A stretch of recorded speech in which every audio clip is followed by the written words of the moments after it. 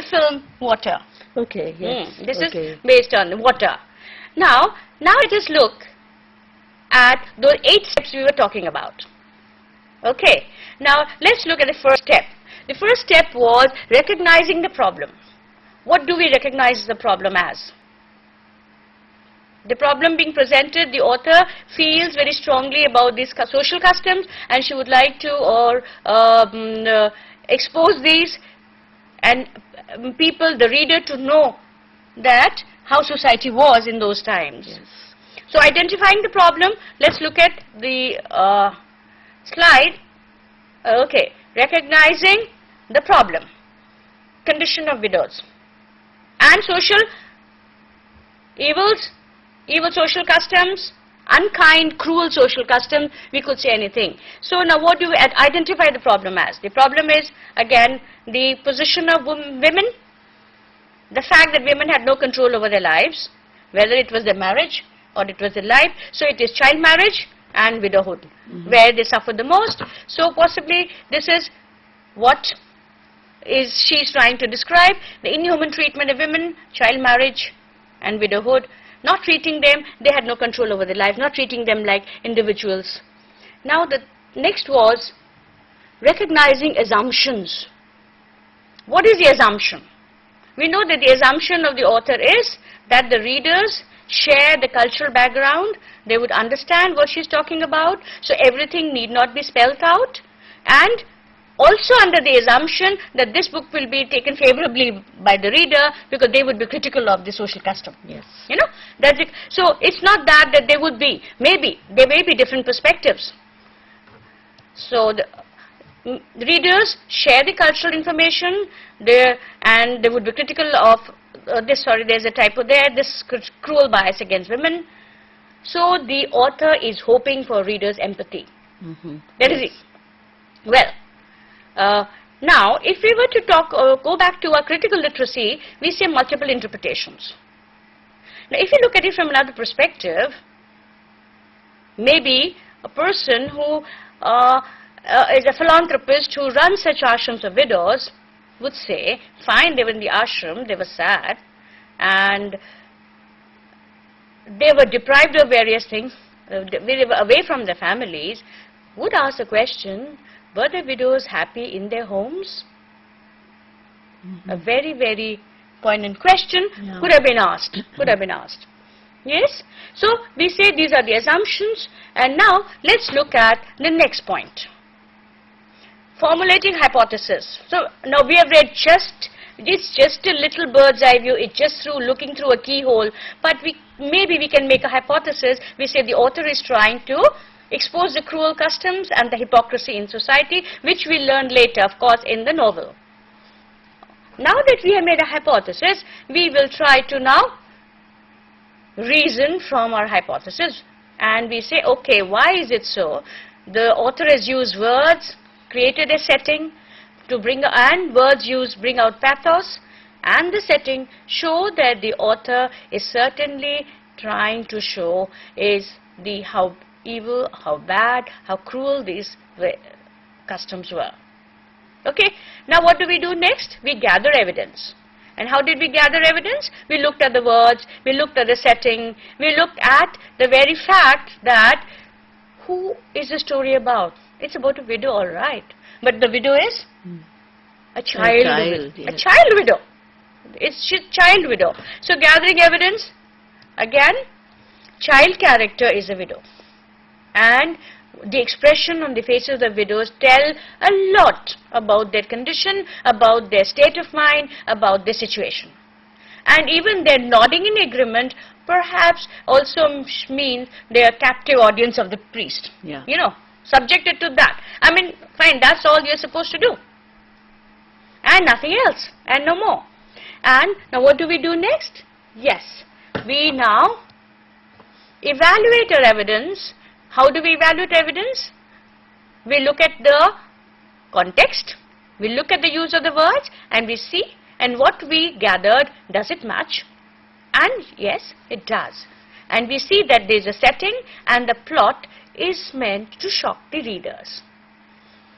And lastly, we can generalize and decide. We are making a hypothesis and we are generalizing. It is a comment on society, position of women, but the other side of the coin is not really given.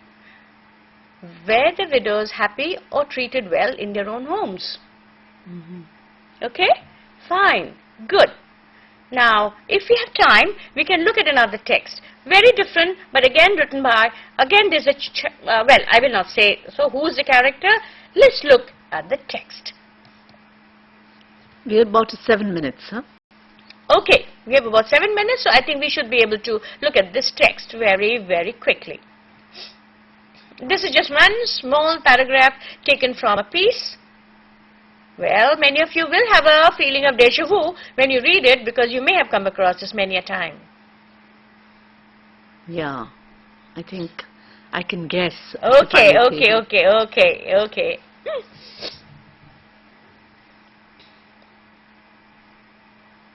So, is it from Anne Frank?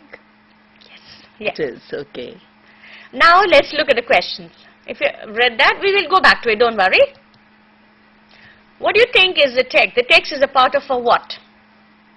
A diary, isn't It's it? a part of a diary, no? Written Let's go back. Writing in a diary is really strange, and this is the beginning, and she says it's strange. And we, of course, it is evident that she is going to write a diary because this is the beginning of this. All right. Who is the writer? Who is the writer of the diary? 13-year-old girl? Yes, it's a 13-year-old girl, the musings of a 13-year-old schoolgirl. Yes? What does the writer wish to do? To get all things off her chest. Yes, she wishes to write the diary in order to unburden her heart, which is heavy with very sad memories of various kinds. Yes, she wants to write a diary just to, purge these feelings, the sad memories. She wants to write a diary for that. What is the mood? Is it sad? Or is it reflective? I think it's more reflective, right? Yes, it is reflective. She's just thinking, shall I write a diary? And of course the pain is a lingering pain. It's not like Chuya's pain. So, but she wants, it's still, they weigh heavy on her heart, and she wants to purge these memories. Now let's look at the next. The main point of the passage. What is the main point of this paragraph? Well, it is Anne Frank. Yes, Diary of Anne. This is from the Diary of Anne Frank. So what is Anne Frank? What is the main point here? She finds writing a diary is a strange experience for her because she's never written, and she wonders if anyone would be interested in the musings of a 13-year-old schoolgirl. She said, I'm just an ordinary schoolgirl. Who would be interested in my diary? But yet she is going to write. She wishes to write to get things off her chest. Yes. Yes? So the main point of the passage is, though she is doubtful whether anybody would be interested, read her diary, she still wishes to go ahead because it helps her feel better, it helps her purge her sad memories. Now let's look at the language that is used. Is it the language of an adult or is it the language of a 13-year-old?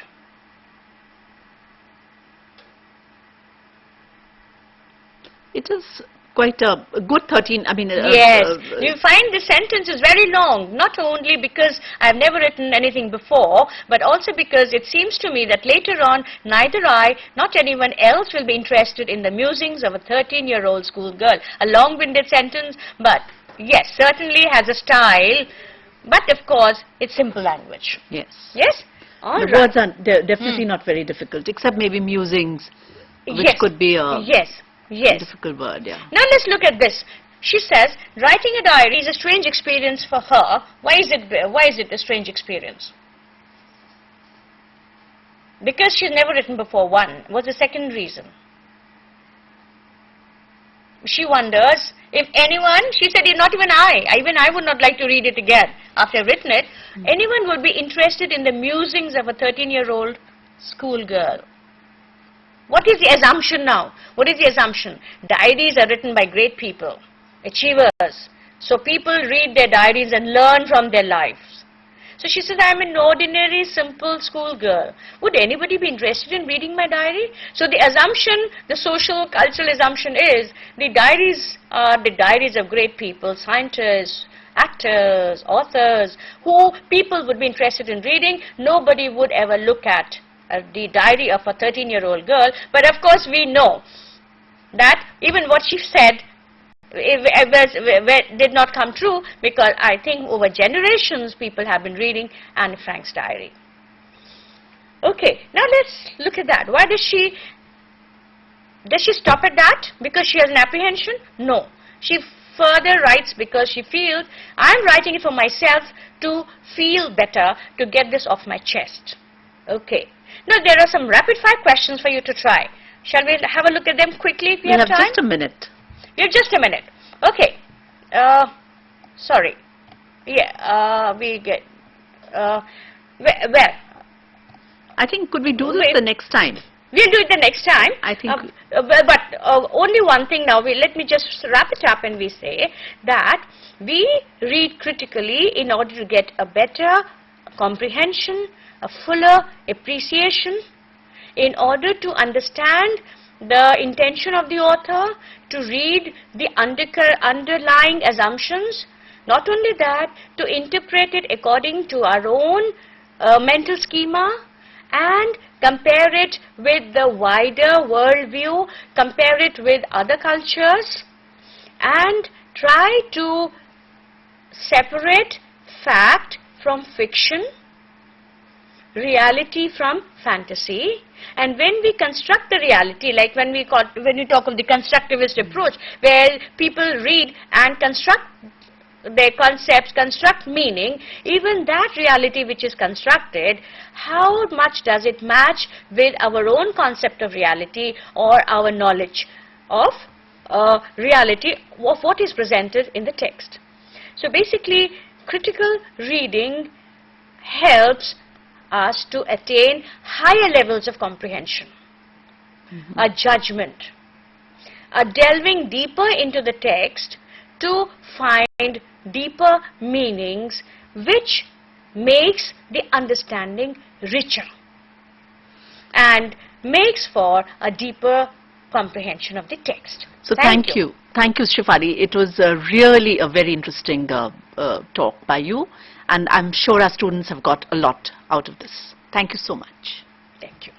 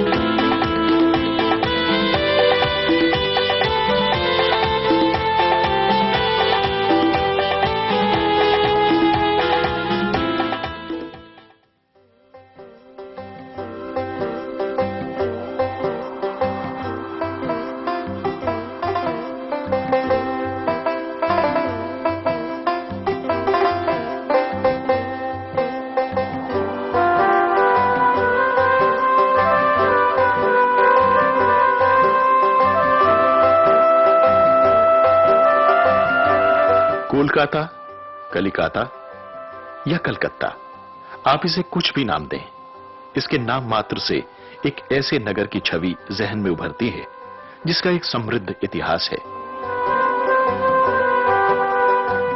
3 शताब्दी पहले कोलकाता एक छोटा सा गांव होता था, जो इस कालावधि में भारत के सबसे बड़े शहरों में से एक बन गया है।